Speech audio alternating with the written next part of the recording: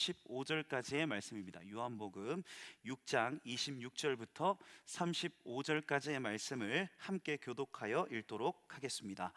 예수께서 대답하여 이르시되 내가 진실로 진실로 너희에게 이르노니 너희가 나를 찾는 것은 표적을 본 까닭이 아니요 떡을 먹고 배부른 까닭이로라. 썩을 양식을 위하여 일하지 말고 영생하도록 있는 양식을 위하여 하라. 이 양식은 인자가 너희에게 주리니 인자는 아버지 하나님께서 인치신 자니라. 그들이 묻되 우리가 어떻게 하여야 하나님의 일을 하오리까? 예수께서 대답하여 이르시되 하나님께서 보내신 이를 믿는 것이 하나님의 일이니라 하시니. 그들이 묻되 그러면 우리가 보고 당신을 믿도록 행하시는 표적이 무엇이니까? 하시는 일이 무엇이니까? 기록된 바 하늘에서 그들에게 떡을 주어 먹게 하였다 함과 같이 우리 조상들은 광야에서 만나를 먹었나이다. 예수께서 이르시되 내가 진실로 진실로 너희에게 이르노니 모세가 너희에게 하늘로부터 떡을 준 것이 아니라 내 아버지께서 너희에게 하늘로부터 참떡을 주시나니. 하나님의 떡은 하늘에서 내려 세상에 생명을 주는 것이니라. 그들이 이르되 주여 이 떡을 항상 우리에게 주소서. 예수께서 예수께서 이르시되 나는 생명의 떡이니 내게 오는 자는 결코 줄이지 아니할 터이요 나를 믿는 자는 영원히 목마르지 아니하리라. 아멘.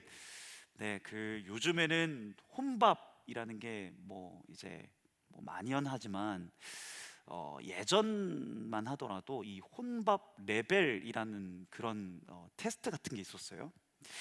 혼자 밥을 먹는 것을 이 난이도로 나눈 건데 여러분이 어디까지 가능하신지 한번 체크해 보세요. 첫 번째 1단계 편의점에서 혼자 먹기, 2단계 학식이나 푸드코드에서 혼자 먹기, 3단계 패스트푸드 세트 혼자 먹기, 4단계 김천이라고 하면 이거 김밥 천국이죠. 네, 혼자 먹기, 5단계 백반집 또 중국집에서 혼자 먹기, 6단계 유명 맛집에서 혼자 먹기, 7단계 패밀리 레스토랑에서 혼자 먹기, 8단계 있습니다. 8단계가 없네요. 8단계가 고깃집이나 횟집에서 혼자 먹기 이렇게. 네, 여러분들은 어떠세요? 8단계까지 가능하십니까? 가능하신 분? 네, 한 분밖에 없어요. 네, 지금은 저기도 있네요. 네, 손 들어주셔서 감사합니다. 네, 8단계까지. 제가 대학 생활 할 때까지만 하더라도 저는 이 3단계까지는 가능했습니다. 3단계.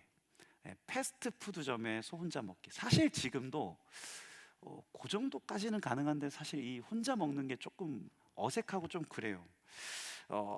왜냐하면 눈치도 보이고 뭔가 나만 친구가 없는 것 같고, 네, 좀 약간 외로운 기분이 들기 때문이죠. 여러분 먹방 잘 보십니까? 먹방? 저는 잘 안 보는데 이 먹방 보시는 분들 아마 계실 거예요. 한 뉴스에서 한국 사람들이 왜 이 먹방을 보는가에 대해서 이제 그런 이야기를 하더라고요. 전통적으로 우리나라 사람들은 이 밥을 먹으면서 정을 나누는 문화가 있었죠. 그래서 우리가 가족이라고 할 때 식구라고 하잖아요. 같이 밥 먹는 사이. 하지만 현대에서는 가족이나 친구에서조차도 이 밥 먹으면서 시간을 나눌 여유나 이런 시간이 없어졌다는 거예요. 그래서 사람들은 먹방을 보면서 외로움을 달래고 또 대리만족을 느낀다는 거죠. 그래서 문화심리학자인 이장주 교수님이 그런 말을 하더라고요. 먹는 행위는 단순히 배를 채우는 것이 아니라 정서적 허기를 채우는 행위인데 먹방의 인기는 즉 현대인의 이 외로움의 크기를 잘 보여준다, 이런 얘기를 뉴스 기사에서 하더라고요. 이처럼 우리의 배고픔은 우리의 육체적 허기만을 의미하지 않습니다. 삶의 의미를 찾지 못할 때, 사랑받는다고 느끼지 못할 때, 또 혼자 남겨진 것 같을 때 우리는 종종 마음속 깊은 곳에서 배고픔, 허기짐을 느껴요. 이것이 바로 영혼의 배고픔입니다. 영혼의 배고픔. 오늘 본문에서 예수님은 이 무리들에게 이 깊은 갈망과 배고픔에 대해서 말씀하십니다. 오늘 본문 전에 무슨 사건이 있었느냐? 우리가 잘 아는 것처럼 오늘 본문 전에 어떤 사건이 있었냐면 예수님이 보리떡 5개와 물고기 2마리로 5,000명을 먹이시는 이 오병이어 사건이 있었습니다. 즉 기적의 먹방 사건이 그 전에 있었던 것이죠. 갈릴리 사람들이 자신의 육신의 배고픔을 채워준 예수님께 막 열광했어요. 그래서 이 예수님께 열광해서 예수님이 디베랴에서 가버나움으로 이렇게 먼 거리를 이동하시는데, 갈릴리 호수를 건너서 이 백성들이, 이 무리들이 이것을 알고 여기까지 예수님을 쫓아옵니다. 하지만 이 예수님이 오늘 본문에서 이들의 흥분을 가라앉히시면서 오늘 이들에게 이렇게 말씀하시는데, 우리 요한복음 6장 26절 말씀을 같이 한번 읽어볼까요? 예수께서 대답하여 이르시되 내가 진실로 진실로 너희에게 이르노니 너희가 나를 찾는 것은 표적을 본 까닭이 아니요 떡을 먹고 배부른 까닭이로다. 자, 이 구절을 메시지 성경을 보면 이렇게 말씀합니다. 같이 한번 읽어볼까요? 예수께서 대답하셨다. 너희가 나를 찾아온 것은 내가 하는 일에서 하나님을 보았기 때문이 아니라 오히려 내가 너희를 배부르게 해주었기 때문이다. 그렇습니다. 예수님은요, 그들의 육신적 필요, 그들의 육신적 배고픔을 채워주셨어요. 그런데 예수님은 그들이 여기서 만족하기를 원하시지 않으셨습니다. 한 가지를 더 기대하셨어요. 오히려 이 기적을 통해서 예수님은 이 무리들이, 이 백성들이 더 깊은 것을 깨닫기를 원하셨는데, 그것이 무엇이냐? 즉 이들의 육적 배고픔 이면에 있는 이들의 영적 배고픔, 이들의 영혼 깊숙이 있는 근본적인 필요에 대한 것을 예수님은 말씀하기를 원하셨어요. 그래서 오늘 본문 6장 27절 말씀에 예수님이 이렇게 말씀하시죠. 다시 한번 같이 한번 읽어볼까요? 썩을 양식을 위하여 일하지 말고 영생하도록 있는 양식을 위하여 하라. 이 양식은 인자가 너희에게 주리니 인자는 아버지 하나님께서 인치신 자니라. 예수님은 먹고 나면 다시 배고파질 이 썩어질 양식이 아니고 우리의 영혼 깊숙이까지 채워줄 그 영혼의 참 양식에 대해서 말씀하십니다. 이것이 무엇이냐? 우리가 요한복음 4장을 보면 이 깊은 의미를 알 수 있는데, 사마리아 여인의 이야기를 통해서 우리가 이 영적 배고픔을 채워주시는 예수님의 모습을 볼 수 있어요. 낮 12시, 아직도 태양이 막 내리쬐는 이 사마리아의 그 한 땅에 한 여인이 그 낮 12시, 그 뜨거운 시간에 사마리아의 한 우물에 물을 떠러옵니다. 아무도 찾지 않는 이 후물가에 한 여인이 물을 길러러 나와요. 왜 하필 이 시간에 이 여인이 물을 떠러왔을까? 그녀는 다른 사람들을 좀 피하고 싶었어요. 왜냐하면 그녀에게는 다른 이들에게 좀 드러낼 수 없는 그러한 상처와 또 부끄러움이 있었기 때문입니다. 바로 그녀에게 예수님이 찾아오십니다. 그리고 그녀에게, 그 물을 뜨는 여인에게 예수님이 말을 거셔요.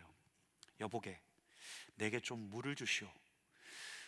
이 우물가에서 사마리아 여인은 의아해하면서 이 예수님에게 대답합니다.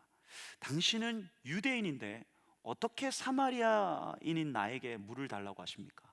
왜냐하면 당시 유대인들은 이 사마리아 사람들을 굉장히 부정하게 생각했거든요. 그래서 이 사마리아 지역을 지나가지도 않았습니다. 삥 둘러갔어요. 이 사마리아 사람들을 굉장히 부정하게 여겨서. 그런 그녀의 물음에 예수님이 대답하십니다. 그대가 만일 물을 달라고 하는 이가 누구인 줄 알았더라면 그대가 그에게 물을 달라고 하였을 것이고, 그러면 그가 그대에게 생수를 주었을 겁니다. 아주 아리송한 이 대답을 하세요.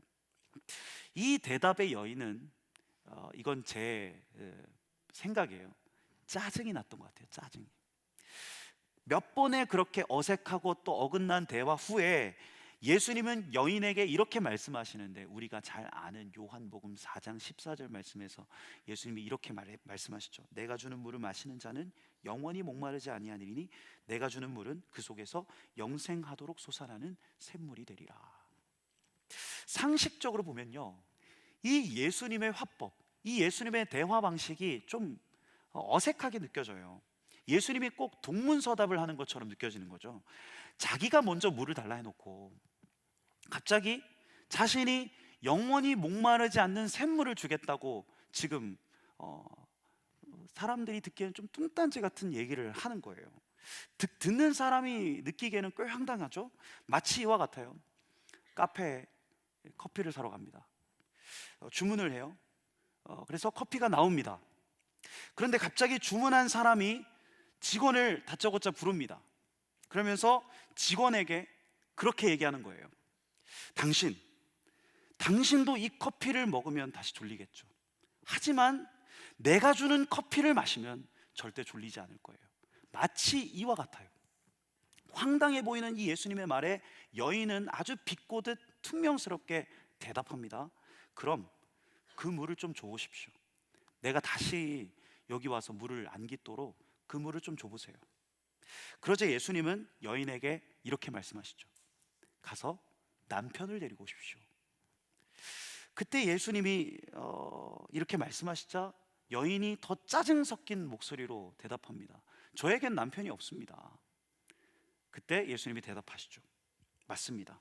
당신에게는 남편이 5이나 있고 또 지금 함께 사는 사람도 당신의 남편이 아니니까 당신 말이 맞습니다. 그 훅 들어온다고 하죠. 훅 들어온다. 마치 예수님의 이 말이 여인에게 빗으로 꽂히는 것 같았을 거예요. 여인은 예수님의 말을 듣고 큰 충격을 받습니다. 왜냐하면 처음 만난 이 예수라는 사람이 자신의 과거 그리고 현재 들추어내고 싶지 않은 그 감추고 싶은 자신의 깊은 그 결핍에 대해서 말씀하셨기 때문이죠. 그렇습니다. 이 여인은 사랑에 목마른 여인이었어요. 그 이유와 사정은 다 알 수 없지만 그녀는 이 사랑에 대한 결핍 때문에 늘 깊은 외로움을 느끼면서 고통스러워했습니다. 그래서 그녀는 남편을 통해서 이 근원적 갈증을 채워보려고 했어요. 그런데 남편을 만나고 또 다른 남자를 만나고 또 다른 남자를 만나도 이 그녀의 마음은 마치 큰 구멍이 뚫린 것처럼 이 공허함을 채울 수가 없는 거예요. 그 누구도 이 여인의 그 깊은 갈증, 그 깊은 공허함을, 근원적 외로움을 알아주지도 이해해주지도 않았습니다. 그러나 예수님은 달랐던 거예요. 이 여인이 가지고 있던 그 근원적 갈망, 그 근원적 필요에 대해서 예수님은 아셨고 그 갈증을 채우기 위해 이 여인에게 다가오셨던 것이죠. 그리고 예수님이 여인에게 말씀하셨던 겁니다. 우리 요한복음 4장 13절에서 14절 말씀을 다시 한번 같이 읽어볼까요? 예수께서 대답하여 이르시되 이 물을 마시는 자마다 다시 목마르니와 내가 주는 물을 마시는 자는 영원히 목마르지 아니하리니 내가 주는 물은 그 속에서 영생하도록 솟아나는 샘물이 되리라. 예수님은 단순히 물을 주시겠다는 것이 아니고 그 여인의 마음에 있는 깊은 갈망, 그 영혼의 배고픔을 만족시켜주고 채워주시겠다는 것입니다. 마치 여인에게 예수님이 이렇게 말씀하시는 거예요. 그래, 네가 찾던 그 사랑이 바로 나다. 내가 바로 그 영원한 사랑의 근원이다. 나만이 너의 그 깊은 갈망과 배고픔을 채워줄 수 있다. 내게로 오라. 내게 와서 먹고 마셔라. 혹 이곳에 그런 지체들이 있습니까? 내면의 깊은 갈증, 그 공허함을 느끼는 지체들, 누구한테도 털어놓지 못하는 상처, 또 그 사랑에 대한 결핍과 목마름, 신앙과 삶에 있어서 도저히 채워지지 않는 그러한 갈증들. 그런데 우리는 보통 어떠합니까? 다른 것으로 채우려 합니다. 어떤 이는 이성 친구로 그것을 채우려고 하고요. 어떤 이는 게임이나 포르노나 어떤 중독적인 것들로 그것을 채우려 합니다. 어떤 이들은 빡빡한 스케줄이나 일들, 또 어떤 스펙들로 이 헛헛한 가슴을 채우려고 해요. 하지만 그럴수록 어떠합니까? 더 헛헛해지고 더 공허해지죠. 외로움과 결핍은 더 깊어만 갑니다. 여러분 안에 있는 그 깊은 갈증과 배고픔, 그것이 서원한 하나님과의 관계에 대한 것이든지 아니면 반복되는 삶의 실패와 좌절의 문제에 대한 것이든지 아니면 여러분 내면에 있는 깊은 외로움과 공허함에 대한 것이든지 오늘 꼭 기억하실 수 있기를 바랍니다.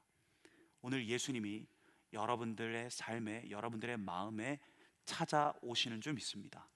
그리고 우리의 그 깊이 패인 상처를 그분이 칠이 어루만져 주시는 거예요.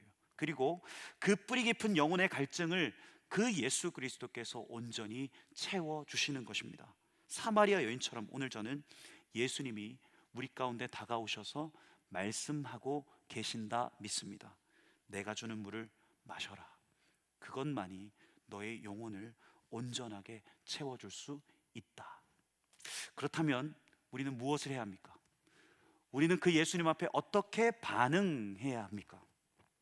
오늘 본문에서 예수님께 사람들은 그래서 질문합니다. 오늘 본문 6장 28절 말씀 같이 한번 읽어볼까요? 그들이 묻되 우리가 어떻게 하여야 하나님의 일을 하오리까? 이들이 묻는 것은 마치 이런 뜻이에요. 그렇다면 우리가 무엇을 해야 합니까? 그 갈증과 결핍을 채우기 위해서 우리는 어떠한 노력과 수고를 해야 합니까? 어떻게 해야 우리가 당신께 인정받을 수 있습니까? 이처럼 그들은 자신의 어떠한 종교적 행위로 하나님 앞에 나아가려고 합니다. 그런데 예수님은 그들에게 이렇게 말씀하시죠. 오늘 본문 29절 말씀 같이 한번 읽어볼까요? 예수께서 대답하여 이르시되 하나님께서 보내신 이를 믿는 것이 하나님의 일이니라 하시니. 네, 예수님이 이들에게 원하시고 요구하시는 것이 무엇입니까? 많은 일들이 아닙니다. 한 가지예요, 한 가지. 그것은 하나님이 보내신 이를 믿는 것이라고 말씀하시죠. 우리도 마찬가지예요. 우리의 갈증과 필요를 채우시는 하나님 앞에 우리에게 필요한 응답이 있습니다. 그분 앞에 우리가 응답해야 돼요. 그것은 어떤 헌금, 봉사, 기도나 말씀 읽기, 경건 생활 등등, 물론 이것도 필요하지만 이러한 종교적 우리의 행위가 근원적인 우리의 응답은 아니라는 거예요. 오히려 우리에게 요구되는 한 가지 응답은 무엇이냐? 그것은 바로 그분을 믿고 그분을 신뢰하는 것이다 라는 것이에요. 누가복음 10장에 두 여인이 등장합니다. 한 여인은 마르다고요, 한 여인은 마리아입니다. 첫 번째, 언니 마르다. 그녀는 이 예수님을 자신의 집으로 초청한 장본인이었어요. 이 마르다는 예수님을 참 사랑했습니다. 그런데 예수님을 대접하기 위해서 그녀는 청소하고 또 음식을 장만하고 또 예수님의 제자들까지도 잘 섬기려 분주하게 움직입니다. 그런데 참 아이러니하게도요, 그녀는 이러한 예수님을 위한 일들과 봉사로 인해서 정작 예수님 자신을 놓쳐버려요. 그렇게 예수님과 교제할 시간도 없이 여러 가지 분주한 일들 때문에 예수님과의 그 함께함의 시간들을 놓쳐버립니다. 그런데 그녀의 동생 마리아는 어떠합니까? 다릅니다. 그녀는 분주한 그 집안일들과 또 주변의 시선에 아랑곳하지 않아요. 그저 그녀는 예수님께 가까이 나아가서 그분의 발치에 앉아서 예수 그리스도의 말씀을 듣습니다. 이처럼 마리아는 한 가지를 선택해요. 그것은 바로 예수님과 함께하는 것이었습니다. 이 모습을 본 언니 마르다는 화가 났어요.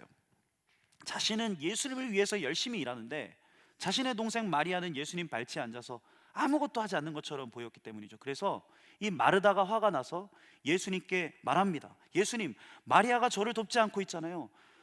마리아에게 얘기해서 저를 좀 도와달라고 얘기 좀 해주세요. 그런데 예수님은 그런 마르다에게 어떠한 말씀을 하시냐? 우리 누가복음 10장 41절에서 42절 말씀 같이 한번 읽어볼까요? 그러나 주께서는 이렇게 대답하셨다. 마르다, 마르다, 너는 많은 일에 다 마음을 쓰며 걱정하지만 실상 필요한 것은 한 가지뿐이다. 마리아는 참 좋은 몫을 택했다. 그것을 빼앗아서는 안 된다. 네, 이 구절은 공동 번역으로 번역된 성경이에요.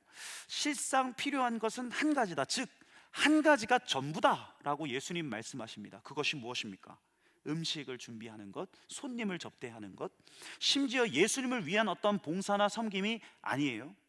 그저 예수님께 나아가 예수님의 말씀을 듣고 그분과의 친밀한 관계 가운데 나아가는 것, 그렇게 예수님을 믿고 신뢰하는 것, 그것이 예수님이 바랬던 한 가지였다는 거예요. 우리는 때때로 분주합니다. 학업, 직장, 인간관계, 심지어 하나님을 위한 일들로 우리는 때때로 피로해해요. 그 때문에 지치고 피곤하죠. 그런데 정작 우리가 예수님 자신을 놓치는 경우가 있습니다. 그러나 오늘 예수님은 우리에게 말씀하시는 거예요. 너무 많은 것들에 마음을 쓰지 마라. 네가 필요한 것은 한 가지다. 내게 가까이 나오라. 그렇게 나를 믿고 의지함으로 네 삶을 나에게 맡겨라. 어쩌면 우리가 신앙생활 하면서 이 중요한 한 가지 사실을 놓칠 때가 있지 않는가. 다 주님의 영광을 위한 일이라고 해요. 다 하나님 나라의 확장을 위한 일이라고 합니다. 정작 그런데 우리가 이 한 가지 중심을 놓치면 다 놓치는 것이라는 거예요. 다시 우리가 오늘 주님께 나아갈 수 있어야겠습니다. 우리의 갈증과 우리의 필요를, 우리의 근원적 배고픔을 채우시는 예수님 앞에 나아가 다시 우리의 마음과 삶을 주님께 맡겨드리는 거예요. 그것이 우리에게 요구되는 한 가지 응답이라 믿습니다. 네, 많은 일이 아니라 한 가지, 예수님께 가까이 나아가 그분을 믿고 신뢰하는 것. 그 믿음 보시고 주님이 우리의 결핍을 채우시고 더 온전한 평강과 또 만족으로 함께하여 주실 줄 믿습니다. 그렇게 우리가 다시 주님께 나아가면 주님이 우리에게 어떻게 일하시는가? 그 예수님은 결국 이 백성들에게, 이 무리들에게 어떠한 것을 약속하시는가? 우리 마지막으로 오늘 본문 35절 말씀 같이 한번 읽어볼까요? 예수께서 이르시되 나는 생명의 떡이니 내게 오는 자는 결코 줄이지 아니할 터이요 나를 믿는 자는 영원히 목마르지 아니하리라. 자, 이제 예수님은요 자신을 떡으로 비유하시면서 우리에게 생명을 주시겠다 말씀하십니다. 나는 생명의 떡이다. 이 부분 묵상하면서 제가 책을 한 권 읽었는데 그 송복모 신부님이라는 신부님의 비참과 자비의 만남이라는 책이 있는데 이 책에서 이 구절을 이렇게 해석하더라고요. 제가 참 은혜가 되었습니다. 빵이 된다는 것은 그 누군가의 입속에서 으깨어져서 그 사람의 살이 되는 것이다. 내 살을 먹으라는 것은 이제 내가 없어지고 너희는 밥, 너희의 살이 된다는 뜻이다. 세상에 어느 누가 남의 밥이 되고 싶어 하겠는가? 그러나 진실로 사랑한다면 그 사람이 잘 되기만을 바라며 기꺼이 그의 밥이 되려고 할 것이다. 즉 우리를 지극히 사랑하시는 예수님도 우리와 늘 함께하고 싶어 우리의 밥이 되기로 결심하셨다. 우리가 하도 좋아서 우리 안에 들어와 살고 싶어 밥이 되기를 자청하셨다. 이것이 생명의 떡에 담긴 의미라는 거예요. 생명의 떡, 예수님의 선언에 담긴 의미. 그분은 우리가 영원히 목마르지 않도록, 우리가 영원히 배고프지 않도록, 그렇게 우리의 모든 결핍과 갈망을 채우기 위해 무엇을 하셨냐? 친히 우리의 밥이 되셨다. 그렇게 자신의 몸을 찢으시고 자신의 살과 피를 아낌없이 내어주심으로 그렇게 친히 우리의 밥이 되셨다. 여러분, 이것이 무엇을 뜻하는 거예요? 우리를 향한 그리스도의 사랑입니다. 그리스도의 사랑. 지극히 사랑하시기에 우리를 위해 친히 밥이 되시겠다는 거예요. 우리가 하도 좋아서 우리와 늘 함께하고 싶으셔서 우리의 밥이 되기를 자청하시겠다는 겁니다. 이 끝이 없는 무조건적 그리스도의 사랑이 바로 이 생명의 떡에 담겨 있는 의미라는 거예요. 제가 지난주 라오스 비전 트립을 다녀왔습니다. 그렇죠? 제가 앞에서 말씀드렸지만 비전 트립 일정은 꽤 바빴고 타이트했어요. 그런데 그 가운데 제게 있어서도 참 감사한 시간이 있었는데 언제였을 것 같습니까? 제일 저한테 참 은혜가 되고 감사했던 시간이 언제였냐? 이륙하고 비행기 안에서의 5시간. 네, 물론 제가 나중에도 나눌 거예요. 우리 비전 트립 일정 가운데도 은혜가 있었지만 제 개인적으로 참 그때가 충만함의 시간이었습니다. 그 비행기에서 이륙하는 5시간. 핸드폰도 안 되잖아요, 비행기는. 그리고 아무도 저를 이렇게 방해할 사람이 없었어요. 저 하나 찾는 사람이 없었습니다. 그래서 참 좋았어요. 3시간, 뭐 5시간 중에 한 3시간 정도를 책을 읽고 혼자 또 기도하고 은혜 받고 막 그런 시간을 가졌어요. 그렇게 온전히 하나님께 집중할 수 있는 시간이 였습니다. 그러면서 제가 앞서 인용드렸던 그 송복모 신부님의 책을 그때 읽게 되었고, 또 다른 책 하나를 제가 또 그때 읽게 되었어요. 만나게 되었습니다. 그 책은 제가 예전에 읽다만 그 브래넌 매닝 신부님의 아바의 자녀라는 책이었습니다. 이것도 신부님의 책인데, 비행기 안에서 제가 그 책을 읽는데 문장 하나하나가 정말 제 심장에 꽂히는 것 같은 그런 감동이 있더라고요. 감격이 있어요. 그 책에 보면 이 브래넌 신부님이 여러 사역에 대한 분주함 때문에 탈진한 상태가 돼요. 그리고 이 탈진한 상태에서 20일간 콜로라도 로키 산맥에 있는 작은 오두막 집으로 떠나게 됩니다. 그러면서 카톨릭에서는 피정이라고 하죠. 기도의 시간을 좀 가지려고, 묵상의 시간을 좀 가지려고. 그리고 그 오두막에서 그 시간들을 보내게 돼요. 그리고 바로 그 시간을 통해 이 신부님이 깨닫고 마주하게 됐던 것은 자기의 거짓된 자아에 대한 모습과, 그리고 그럼에도 불구하고 자신을 끝까지 사랑하시는 이 하나님의 사랑을 정말 깊이 체험하게 됩니다. 그 책에서 신부님이 깨달았던 것이 이 한 가지였어요. 그 책에서 계속해서 반복되고 있는 내용, 그것은 그리스도의 사랑은 우리가 넘어져도 절대 변하지 않는다는 것, 심지어 우리가 죄를 지어도 그리스도의 사랑은 바뀌지 않는다는 것. 우리의 상태가 왔다 갔다 하고 우리의 감정이 오르락 내리락 할 때는 있지만 우리를 향한 그리스도의 사랑은 절대 지지도 절대 달라지지도 않는다는 것. 그래서 그 책에 보면 이런 내용을 말합니다. 하나님은 악을 묵과하시거나 인정하시지 않지만 우리 안에 악이 있다는 이유로 그 사랑을 거두시지도 않는다. 집 떠났던 아들에게 달려와 단 한마디도 묻지 않으시는 아바를 믿을 때 우리는 속으로부터 자신을 믿을 수 있다. 우리를 위해서 생명의 떡, 그렇게 밥이 되신 예수 그리스도, 이 책을 읽으면서 이 주님의 무조건적 사랑, 이게 제 심령 가운데 다시 꿈틀대는 게 막 느껴졌어요. 그 비행기에서 그 충만한 마음으로 이제 비행기에서 내리고 기대했습니다. 그래, 하나님이 나한테 이제 이 무조건적 사랑을 이 라오스 비전 트립 4박 5일 동안에 부어주겠구나. 야, 이제 나한테 침묵과 이 브래넌 매닝 이 신부님이 겪었던 것처럼 침묵과 고독의 시간을 통해서 나한테 그러한 시간들을 허락하시겠구나. 그런데 웬걸, 그건 제 기대뿐이었습니다. 비전 트립 일정은 빡빡했습니다. 오전 오후 야구 경기하고 또 저녁에 기도해야 하고 아주 빡빡하게 진행이 됐습니다. 그런데 참 신기하게도요, 비행기 안에서 누렸던 이 생명의 떡, 그리스도의 사랑의 역사가 그 비전 트립 팀 가운데 있었어요. 비전 트립 간 팀원들 야구하러 갔거든요. 야구도 하고 선교도 하고 뭐 이렇게 하러 갔는데, 그 이제 야구 한다고 해서 따라왔던 뭐 초신자들도 있었고 이제 교회 막 다니는 분들, 그리고 교회 잘 안 나오시는 분들도 막 계셨어요. 그래서 그 팀장인 장로님이 제게 부탁을 하셨는데 가셔서 야구 경기도 하시지만 성경 공부를 한 2번 정도 좀 인도해 주시라, 그런 얘기를 하셔가지고 제가 성경 공부 걸 준비해가지고 이렇게 갔었습니다. 그래서 비전 트립 일정 중에 그 성경 공부 첫날 말씀을 통해서 다른 것보다 이 그리스도의 무조건적 사랑에 대해서 나눴어요.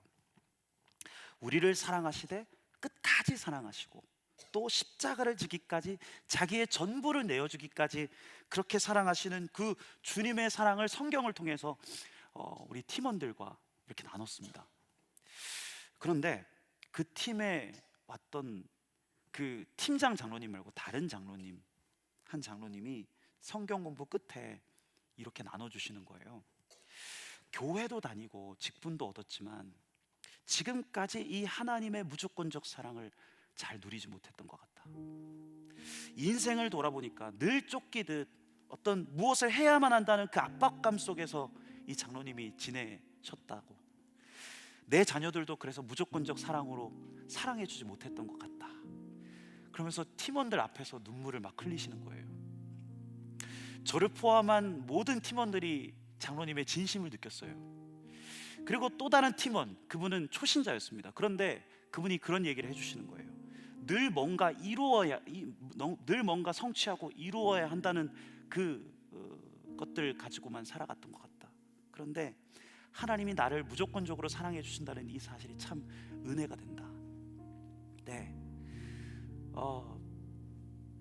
저도 다시 깨닫게 됐어요. 그 비전 트립 일정들 지나오면서 다른 게 능력이 아니구나. 이 진리, 그리스도가 우리를 위해서 으깨어지고 자신의 전부를 내어주기까지 사랑하셨다는 이 사실, 이 무조건적 사랑을 받는 존재가 나고 또 우리라는 이 사실이 우리의 존재를 완전히 변화시키는구나.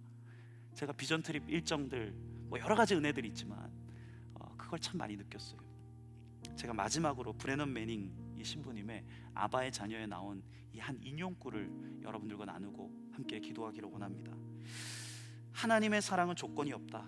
하나님의 사랑에 자격을 갖추기 위해 우리가 할 수 있는 일이란 아무것도 없다. 그래서 그것을 은혜라 한다.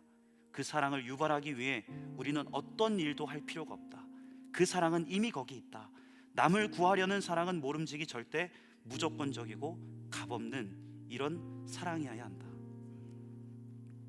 생명의 떡이 되신 예수님, 우리를 값없이 무조건적으로 사랑하셔서 우리를 위하여 으깨어지고 또 우리가 좋아서 우리 안에 살고 싶으셔서 그렇게 스스로 밥이 되신 예수님, 여러분 기억하십시오. 이 사랑은 절대 변하지 않습니다. 여러분들의 상황, 여러분들의 상태, 주님이 나를 사랑하시나? 내가 지금 이런 상황인데 주님이 나를 사랑하실까? 아니요. 주님은 그럼에도 불구하고 여러분들을 사랑하시고요, 여러분들 한 사람 한 사람을 위해서 생명의 밥, 생명의 떡이 되십니다. 그것은 값이 없는 거예요. 그것은 조건이 없는 겁니다. 그런데요, 이게 우리 안에서 깨달아지고요, 이게 우리 안에서 실제가 되잖아요. 그러면 우리의 삶이 변화되게 돼요.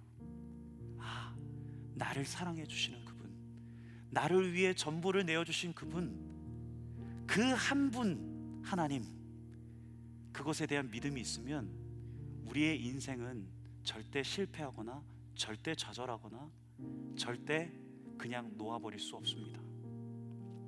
나는 너를 사랑한다. 나는 너의 생명의 밥이다.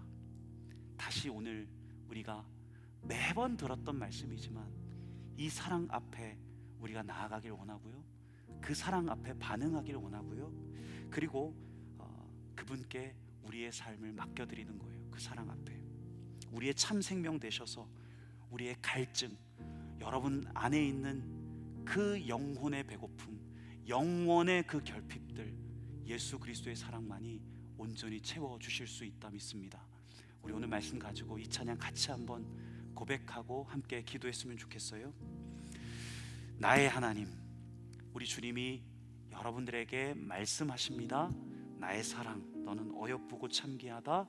어느 보석보다 귀하다. 네가 사랑스럽지 않아도 나는 너를 사랑한다. 여러분, 이게 우리의 심령 가운데 깨달아지면요, 우리의 삶은 이전과 같지 않을 것입니다.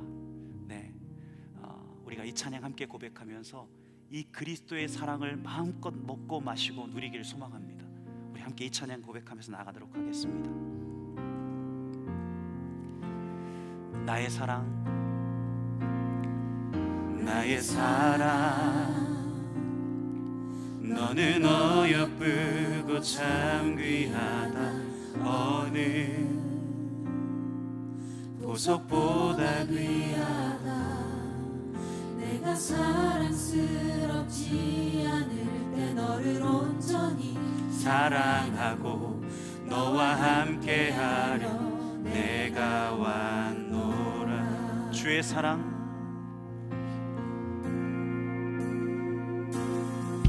주의 사랑, 이 사랑은 결코 변치 않아.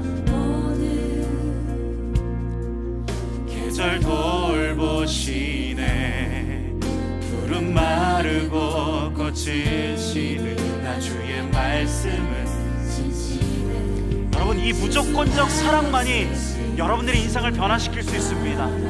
주님의 나라와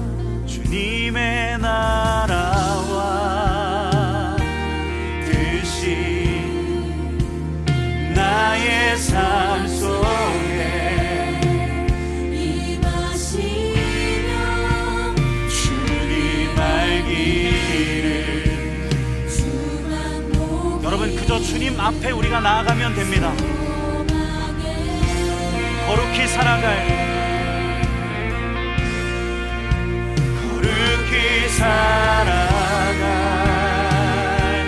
힘과 두려움 없는 믿음 주신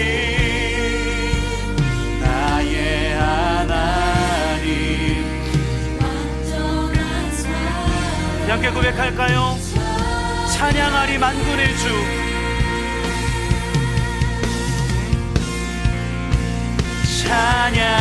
찬양하리 만군의 주, 영원히 함께하시. 이것이 우리를 향한 주님의 약속이에요. 사랑의 왕 영원히 하오. 다시 한번 고백합시다. 찬양하리 만군의 주, 찬양하리 만군의 주, 영원히 함께하시네. 존귀하신 사랑의 왕 영원히 통치하신 주님의 나라와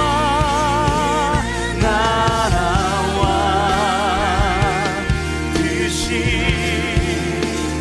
나의 삶 속에 임하시며 주님 알기. 주만 보기를. 예, 주님, 주의 사랑을 더 깊이 알아가기를 원합니다. 거룩히 살아갈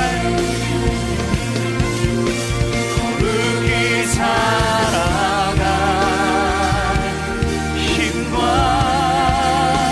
두려움 없는 믿음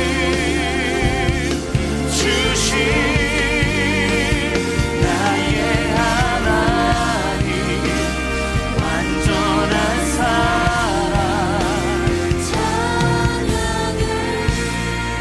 이 시간 우리가 이 한 가지 놓고 기도하기를 원해요. 영혼과 삶의 깊은 갈증과 또 결핍을 느끼는 분들이 계십니까? 마음과 삶의 알 수 없는 공허함들과 헛헛함을 느끼는 지체들이 여기에 계십니까? 사랑하는 사람을 만나고 최선을 다해서 하루를 살고 그렇게 애쓰며 살아도 집에 돌아오면 알 수 없는 무기력과 외로움들이 밀려오는 지체들이 여기 있습니까?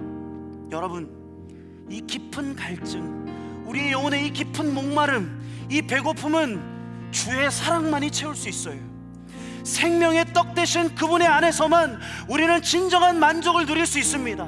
다시 그분께로 우리가 나아가는 거예요. 생명의 떡 되신 예수 그리스도의 사랑 안으로 들어가십시다. 주님이 우리를 사랑한다 말씀하세요. 그분이 우리를 만나주시고 그분이 우리의 인생을 채우신다 약속하십니다.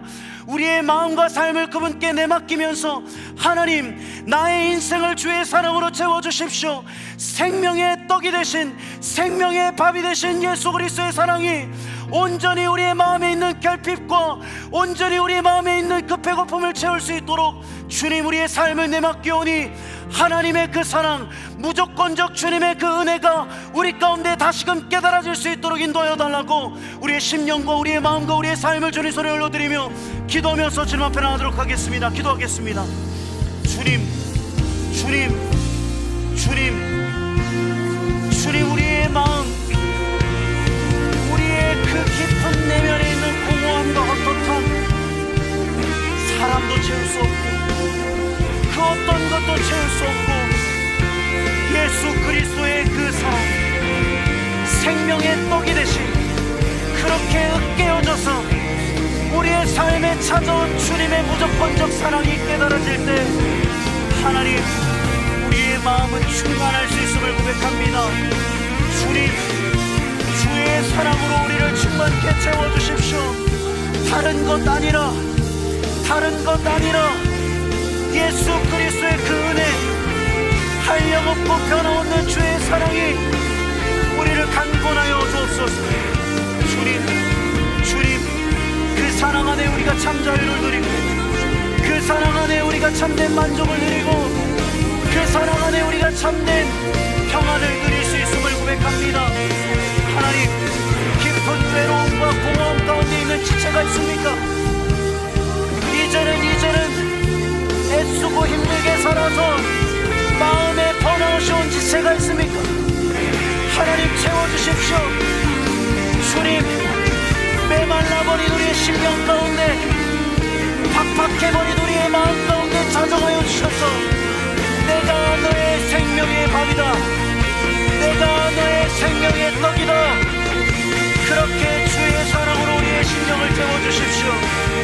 하나님, 다시 일어나기를 원합니다. 다시 시작하기를 원합니다. 다시 주의 사랑으로 충만하여 줘서 우리의 일상들을 살아나기를 원합니다.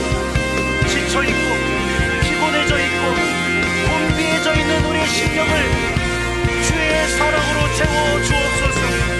생명의 떡이 되신 그리스도의 사랑, 생명의 떡이 되신 그리스도의 은혜, 하나님의 마음이 우리 가운데 온전히 깨달아질 수 있도록 인도하여 주옵소서.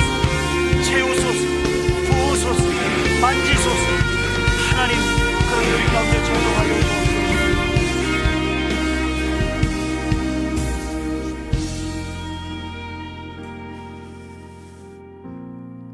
하나님, 우리의 마음이 공허하고 헛헛하다면